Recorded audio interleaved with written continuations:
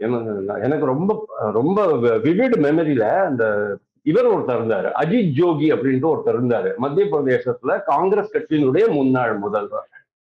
அவர் கூட தீவிரவாதத்துக்கு தான், அவருடைய பையன் யாரோ தீவிரவாதத்துக்கு தான் போனா, அவரு வந்து அவர் கை கால் போச்சு தீவிரவாதத்துல.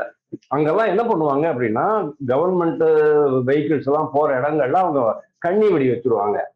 ரிமோட் அங்க வச்சுட்டு அமுக்குவாங்க. கரெக்டா அந்த ஜீப்ல 10 பேர் 12 பேர் போயிடுவாங்க. ராணுவ வீரர்கள் போயிடுவாங்க.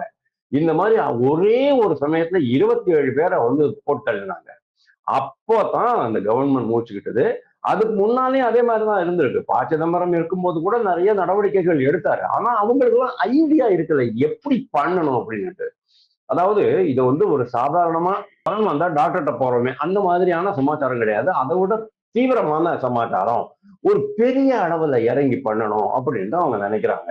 அப்பதான் அவரை வந்து அமித்ஷா திட்டம் போடுறாரு. முதல்ல அவரை பண்ணது என்ன? இவங்களுடைய நிதி ஆதாரம் எது? அதை எல்லாத்தையும் சிதைச்சுக்கிட்டே வரணும். கம்ப்ளீட்டா ஸ்டாப் பண்ணணும். பிடிச்சி இழுக்கணும். நிதி போகாம பாத்துக்கணும். இவர்களுடைய ஆதரவாளர்கள் யாருன்னு பாக்குறாங்க. அவங்களெல்லாம் கட் பண்ணி விடுறாங்க.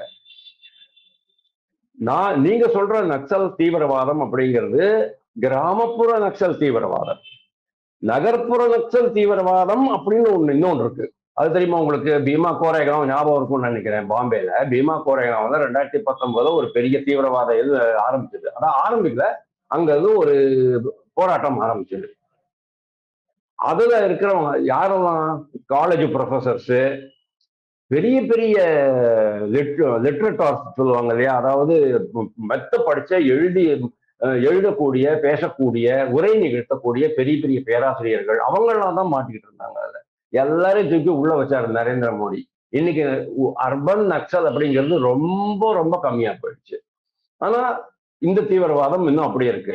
சோ இவங்க கிட்ட இருந்து சப்போர்ட், கம்யூனிஸ்ட்காரங்க கிட்ட இருந்து சப்போர்ட் இவங்களுக்கு கிடைக்க கிடைக்க அவங்க இன்னும் ஜாஸ்தியா பண்ணிக்கிட்டே இருந்தாங்க.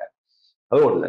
ரெண்டாவது, நக்சல் தீவிரவாதத்தை ஒழிப்பதற்கு அங்கிருந்து, அதாவது நேபாள் பார்டர்ல இருந்து திருப்பதி வரைக்கும் அவங்களுடைய கட்டமைப்பு என்னங்கிறதெல்லாம் கம்ப்ளீட்டா ஸ்டடி பண்ணி ஆய்வு பண்ணி அங்க இருக்கிற பெட்டாலியன் பாதுகாப்பு படைகள் எல்லாம் வந்து ரொம்ப ஸ்ட்ரெங்தன் பண்ணி விட்டாரு, பலப்படுத்தி விட்டாரு.